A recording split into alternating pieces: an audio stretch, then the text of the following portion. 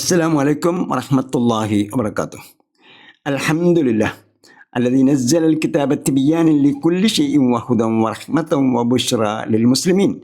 اللهم صل وسلم وبارك على نبينا محمد وعلى آله وصحبه أجمعين. ഖുർആൻ പഠനത്തിൻ്റെ ഉൾപ്പൊഴി 44-ാം ദിവസം.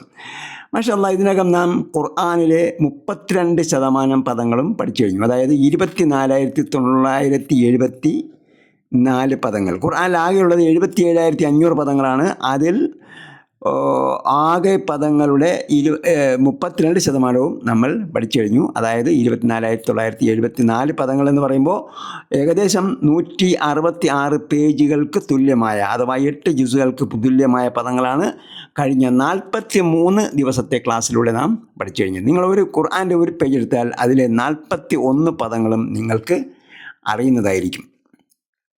ഇനി നമ്മൾ സൂറത്തുൽ ലഹബിലേക്ക് പോകാം. സൂറത്തുൽ ലഹബ് എന്നും സൂറത്തുൽ മസദ് എന്നും ഈ അധ്യായം അറിയപ്പെടുന്നു. അഊദു ബില്ലാഹി മിനശ് ശൈത്വാനിർ റജീം. ബിസ്മില്ലാഹിർ റഹ്മാനിർ റഹീം. തബ്ബത് യദാ അബീ ലഹബിൻ വതബ്. തബ്ബത് നശിച്ചു, യദാ രണ്ട് കൈകളും, അബീ ലഹബിൻ അബൂലഹബിൻ്റെ, വ തബ്ബ അവൻ നശിച്ചു. തബ്ബത്ത് എന്നാണ് ആദ്യം പറഞ്ഞത്, അവസാനം പറഞ്ഞത് തബ്ബ എന്നാണ്. രണ്ടും നശിച്ചു എന്ന അർത്ഥത്തിലുള്ള പദങ്ങളാണ്. തബ്ബത്ത് എന്ന് പറഞ്ഞാലും തബ്ബ എന്ന് പറഞ്ഞാലും. പിന്നെ യദുൻ എന്നാൽ കൈ. യദുൻ കൈ, യദാനി രണ്ട് കൈകൾ.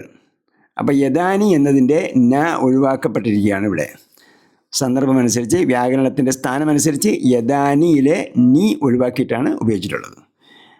അപ്പോൾ യദുൻ കൈ, യദാനി രണ്ട് കൈകൾ.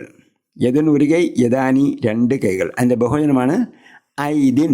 ഐദിൻ അതിന് പ്രത്യേകം ശ്രദ്ധിക്കേണ്ടത്, എല്ലാ പദങ്ങളുടെയും അവസാനം സാധാരണ ലമ്മ് തൻവീനാണ് ഉണ്ടാവുക, എല്ലാ നാമങ്ങളുടെയും അവസാനം.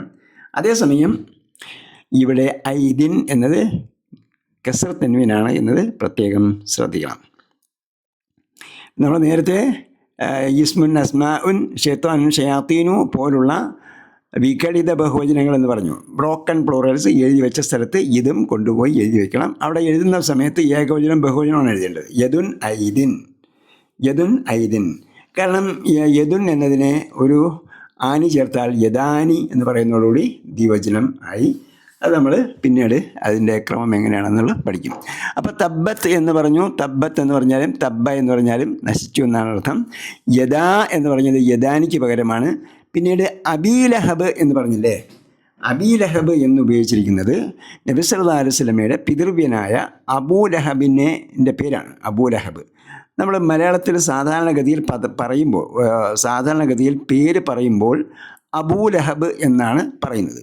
അതേസമയം വാക്യത്തിൽ അതിൻ്റെ സ്ഥാനമനുസരിച്ച് അബൂ എന്നോ അബാ എന്നോ അബീ എന്നോ വരാം. നിങ്ങൾ ഖുർആൻ വായിച്ച് നോക്കുമ്പോൾ ഈ പദങ്ങൾ ശ്രദ്ധിക്കുക.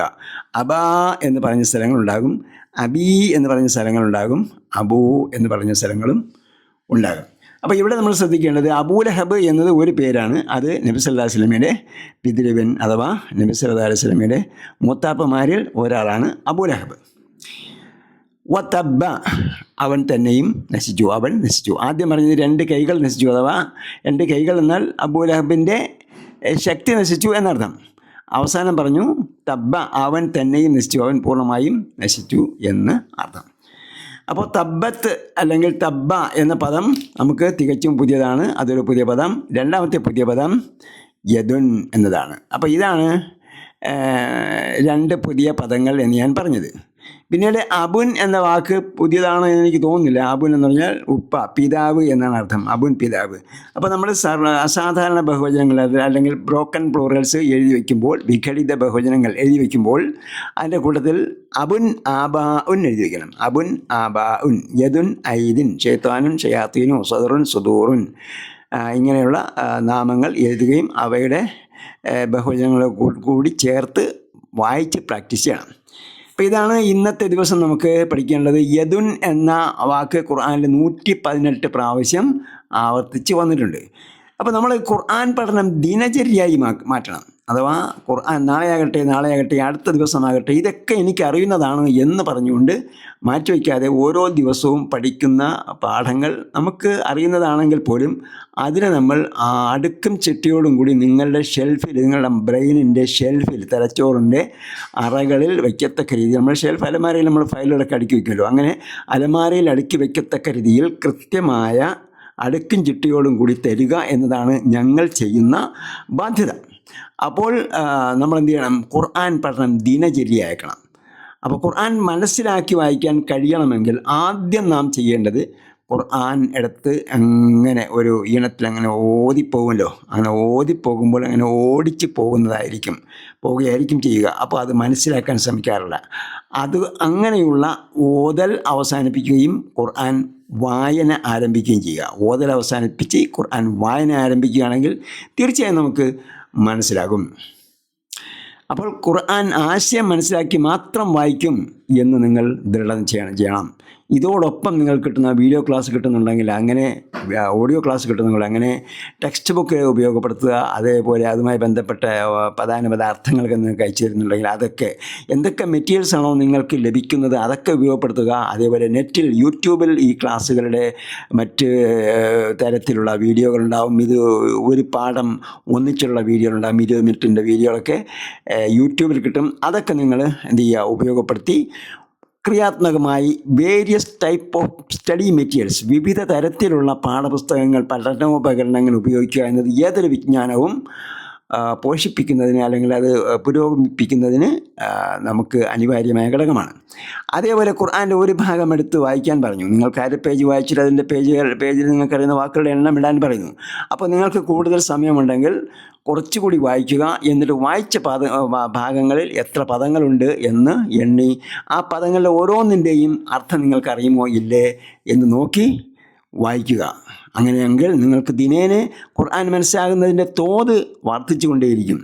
അതേപോലെ ദിവസവും അല്പമെങ്കിലും ഖുർആനിൽ നിന്നും ഹൃദയസ്ഥമാക്കുക. അല്പമെങ്കിലും എന്ന് പറഞ്ഞാൽ ഒരു സൂക്തമെങ്കിലും ഹൃദയസ്ഥമാക്കുക. നിങ്ങൾ ഒരു ദിവസം കൊണ്ട് പറ്റിയില്ലെങ്കിൽ 2 ദിവസം കൊണ്ട് ഒരു സൂക്തം മനഃപ്പാടമാക്കാം. അങ്ങനെയെങ്കിൽ ചുരുങ്ങിയത് ആഴ്ചയിൽ 3 പുതിയ സൂക്തമെങ്കിലും മനഃപ്പാടമാക്കുക. അങ്ങനെ പുതുതായി മനഃപ്പാടമാക്കിയ ഭാഗങ്ങളാണ് നമസ്കാരത്തിൽ മാറി മാറി പാരായണം ചെയ്യേണ്ടത്. അതേപോലെ ഒരാളെ നിങ്ങളെ പരിചയപ്പെട്ടു, അല്ലെങ്കിൽ നിങ്ങൾക്ക് സുഹൃത്തുക്കളുണ്ട്, ഒരു സുഹൃത്തുമായി സംസാരിക്കുമ്പോൾ അത് നിങ്ങൾ ഇതിനെക്കുറിച്ച് ഒരു മിനിറ്റെങ്കിലും സംസാരിക്കുക. ഖുർആൻ പഠനത്തിന് എളുപ്പമാണ്. അത് എളുപ്പമാകുന്നതിന് ചില വിദ്യകൾ ഞാൻ പഠിച്ചുകൊണ്ടിരിക്കുന്നു. അല്ലെങ്കിൽ താങ്കൾ ഖുർആൻ ആശയം മനസ്സിലാക്കി വായിക്കുന്നുണ്ടോ? വായിക്കുന്നതിൻ്റെ പ്രത്യേകത എന്താണ്? നിങ്ങൾ ഖുർആൻ വായിച്ചപ്പോൾ നിങ്ങൾക്ക് എന്ത് അനുഭൂതി തോന്നി? ഇങ്ങനെയുള്ള കാര്യങ്ങൾ നിങ്ങൾ ദിവസവും ചർച്ച ചെയ്യുക. ദിവസവും 1 മിനിറ്റെങ്കിലും ചർച്ച ചെയ്യുക.